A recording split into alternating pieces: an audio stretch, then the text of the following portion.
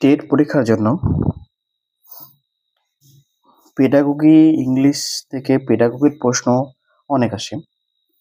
সেই জন্য পেডাগোগি থেকে কিছু প্রশ্ন আমি এখানে তুলে ধরলাম। কিছু প্রশ্ন আলোচনা করব। প্রশ্নগুলো খুবই সুন্দর এবং খুব ভালো প্রশ্ন, পরীক্ষায় আসার মতো প্রশ্ন। প্রশ্নগুলো নিয়ে আলোচনা করছি। প্রথম প্রশ্ন হচ্ছে অ্যাকুইজিশন অফ নলেজ, জ্ঞানের যে আত্মীকরণ, জ্ঞানটা যখন আমরা গ্রহণ করি তখন সেটা কিভাবে করা হয়? কগনিটিভ মোডে করা হয়, মানে জ্ঞান, প্রজ্ঞা বা জ্ঞান আকারে নেওয়া হয়, না হচ্ছে কোনেটিভ। কোনেটিভ মানে হচ্ছে যখন কোনো ব্যক্তি কোনো কিছুর প্রতি এক নির্দিষ্ট উপায়ে আচরণ করে, মানে সে ওই আচরণটাই করবে, সেটাকে বলছে কোনেটিভ। এফেক্টিভ, এফেক্টিভ মানে কার্যকরী, নান অফ দ্য অ্যাবাভ। এর অ্যান্সার হবে কোনেটিভ। কগনেটিভ মানে অপশন 1, এর অ্যান্সার হবে অপশন 1, কগনেটিভ। 2 নম্বরের প্রশ্ন, training and acquisition are consider to be. Training শিক্ষণ এবং শিক্ষা, এইটা হচ্ছে কি কি হিসাবে বিবেচনা করা হয়? পজিটিভ সোশ্যালাইজেশন, সদর্থক সামাজিকরণ। 2 হচ্ছে ন্যাচারাল সোশ্যালাইজেশন, প্রাকৃতিক সামাজিকরণ বা স্বাভাবিক সামাজিকরণ, না প্ল্যান্ড সোশ্যালাইজেশন, পরিকল্পিত সামাজিকরণ, নান অফ দ্য অ্যাবাভ। এটা হবে টুয়েটটা প্ল্যান্ড সোশ্যালাইজেশন। যদি আমরা পরিকল্পিত সামাজিকরণ করি তবেই আমরা ভালো করে শিখতে পারবো এবং ট্রেনিংটাও কমপ্লিট হবে। 3 নম্বরেরটা, the concept of mental age. আমরা মেন্টাল এজ বা মানসিক বয়স, এটা অনেকেই জানি যে মানসিক বয়স আর প্রকৃত বয়সের মধ্যে যদি ফারাক থাকে তাহলে একজন উম, দেখা গেল 20 বছরের একটা শিশু, সে আচরণ করছে 5 বছরের শিশুর মতো, তাহলে তার মেন্টাল এজটা কিন্তু ফিজিক্যাল এজের মতো অতটা গ্রো করেনি, ফলে সে ওরকম আচরণ করছে, ফলে তার মধ্যে অ্যাবনর্মাল একটা ব্যাপার থেকে যায়। কিন্তু এই ধারণাটা কে প্রথম দিয়েছিল? মেন্টাল এজের ধারণাটা প্রথম কে দিয়েছিল?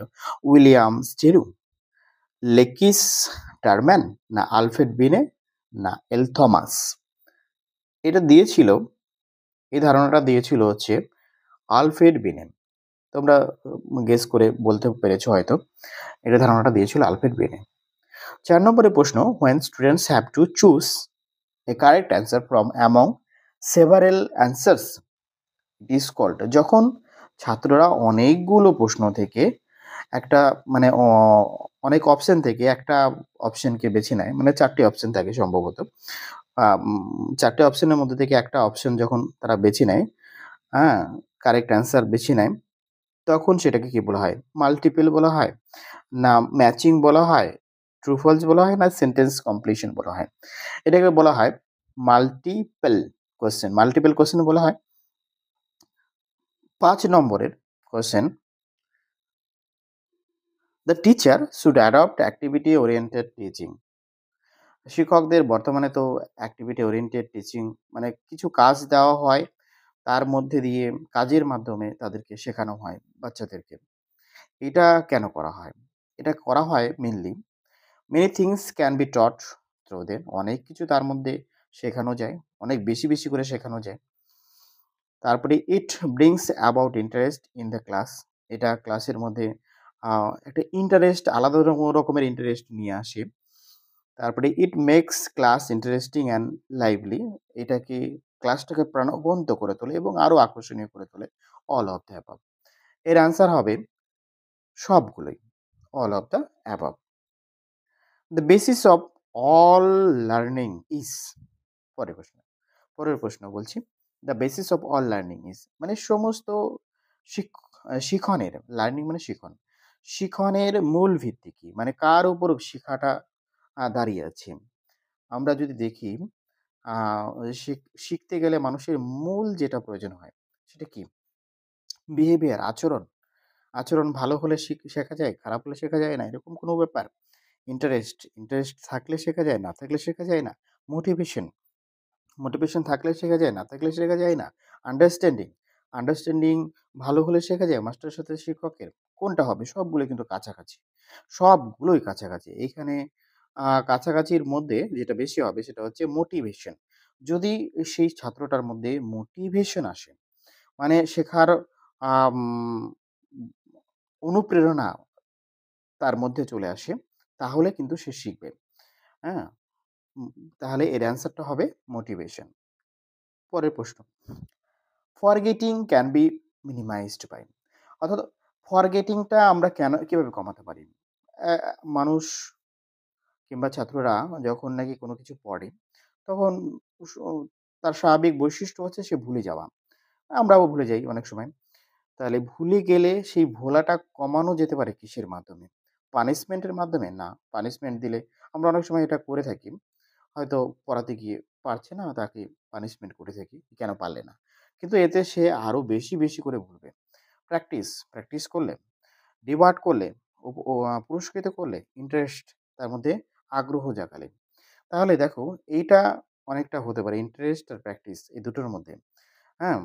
আ কিন্তু না, ইন্টারেস্ট হবে না। এই প্র্যাকটিসটাই হবে। কারণ প্র্যাকটিস যত বেশি করবে, তত সে ভুলবে কম। এটাই বলতে চাইছি। ৮ নম্বরের যেটা প্রশ্ন সেটা হচ্ছে continuous comprehensive evaluation is done. Continuous comprehensive ইভ্যালুয়েশনটা কি? সিসিই, যেটাকে আমরা সিসিই বলি। এটা সবাই জানে সম্ভবত। থ্রু আউট দ্য ইয়ার, এটা সারা বছর ধরে যেটা নেওয়া হয় সেটাকে বলছে। আফটার ইচ এক্সামিনেশন, প্রত্যেকটা এক্সামিনেশনের পরে যেটা নেওয়া হয়। সামথিং ডিউরিং দ্য ইয়ার, কিছুটা বছর গোটা বছর ধরে। এভরি 3 মান্থ, প্রত্যেকটা ৩ মাস অন্তর, প্রত্যেক ৩ মাস অন্তর নেওয়া হয়। তাহলে এইটা হবে থ্রু আউট দ্য ইয়ার, সারা বছর ধরে যেটা নেওয়া হয় সেটা। Children with mental retardation, children with mental retardation are those children whose IQ is, children with mental retardation মানে যে সমস্ত ছেলে মেয়েদের মানসিক প্রতিবন্ধকতা আছে। রিটার্ডেশন মানে হচ্ছে প্রতিবন্ধকতা বা বাধা। যাদের আইকিউ কত থাকবে, যাদের মানসিক, যারা মানসিক প্রতিবন্ধী, তাদের আইকিউটা কত থাকবে? ৭০ এর নিচে, ৪০ এর নিচে, ৫০ এর নিচে, না হচ্ছে ৯০ এর নিচে? তাহলে এটা হবে আপনার ৭০ এর নিচে। The demerits of objective type examination is, আমরা তো এখন বেশিরভাগ ক্ষেত্রেই পরীক্ষার ক্ষেত্রে অবজেক্টিভ টাইপ প্রশ্ন ফেস করে থাকি। তো এর কিছু ডিমেরিটস আছে। তার মধ্যে কোনটা হবে? এই ৪ টের মধ্যে কোনটা হবে? It stress only the acquisition of actual knowledge.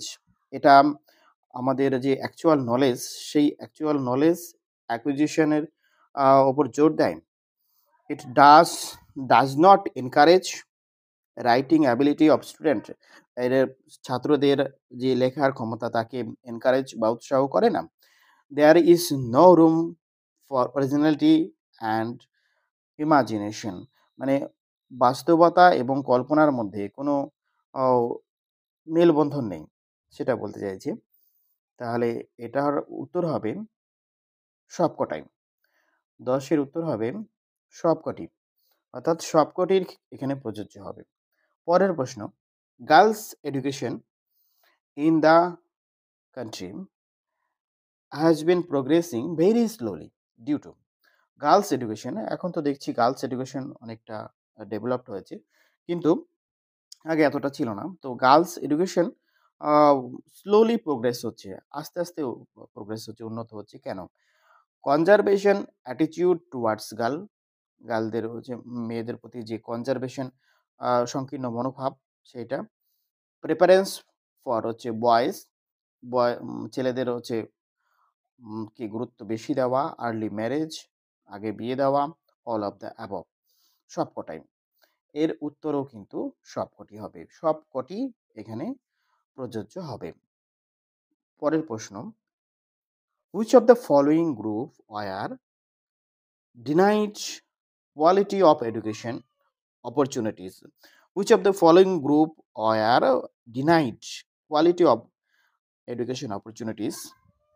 Education opportunity কোন গ্রুপটা নিচে রয়েছে আ এডুকেশনের আ সুযোগ থেকে বঞ্চিত করে? গার্লস অ্যান্ড ওমেন কোন গ্রুপটা? Girls and women, scheduled caste and scheduled tribe, SC, ST, backward minorities and disabled person, minority এবং disabled person, all of the above. এর উত্তর হবে আপনার আ সবকটি। এর উত্তরও কিন্তু সবকটি হবে যে education opportunities a equal of education opportunity থেকে তারা বঞ্চিত হয়। এই সবকটি হবে। Number 13 disadvantage children are also known as মানে ডিসঅ্যাডভান্টেজ মানে প্রতিবন্ধী শিশু বা অসুবিধা যুক্ত শিশু কি নামে পরিচিত? হ্যান্ডিক্যাপ চিলড্রেন, ডিসেবলড চিলড্রেন না ইম্পেয়ার্ড চিলড্রেন? আমরা কিন্তু অনেক ক্ষেত্রেই এখানে হ্যান্ডিক্যাপ চিলড্রেন করে দেব কিংবা ডিসেবলড চিলড্রেন করে দেব। কিন্তু অ্যান্সার হবে ইম্পেয়ার্ড চিলড্রেন। প্রতিবন্ধী এর হচ্ছে আরেকটা প্রতিশব্দ হচ্ছে ইম্পেয়ার্ড। ইম্পেয়ার্ড চিলড্রেন হবে। এটা হবে ইম্পেয়ার্ড চিলড্রেন। নাম্বার 14 14 নম্বর প্রশ্ন হচ্ছে children with learning difficulty means যে লার্নিং এর ক্ষেত্রে ডিফিকাল্টি তো থাকবেই। লার্নিং ডিফিকাল্টি এর মানে কি বোঝায়? Such children do not have the ability to learn. এই সমস্ত ছেলেমেয়েদের শেখার ক্ষমতা থাকে না। Such children have some physical disability, physical শারীরিক প্রতিবন্ধকতা থাকে। হ্যাভ সাম মেন্টাল ডিসঅর্ডার থাকে, মানসিক প্রতিবন্ধকতা থাকে। Such children have the ability to learn but can not use the ability effectively. এদের ডিসঅর্ডার থাকে মানে অ্যাবিলিটি টু লার্ন শেখার ক্ষমতা আছে কিন্তু এরা সেটাকে ভালোভাবে প্রয়োগ করতে পারছে না। Use cannot use the ability effectively ভালোভাবে সেটাকে প্রয়োগ করতে পারছে না। এই ৪ নম্বরের অ্যান্সারটা হবে যে তাদের অ্যাবিলিটি আছে কিন্তু তারা সেই অ্যাবিলিটিটাকে ভালোভাবে প্রয়োগ করতে পারছে না। এর অ্যান্সারটা এটা হবে। ১৫ নম্বর প্রশ্ন, bright children whose IQ is more than. Bright children আমরা কাকে বলবো? আ যাদের আইকিউ ১৫০ থেকে বেশি হবে, ১৩০ এর বেশি হবে, ১৬০ না ১৪০ এর বেশি হবে? এর উত্তর হবে আপনার ১৩০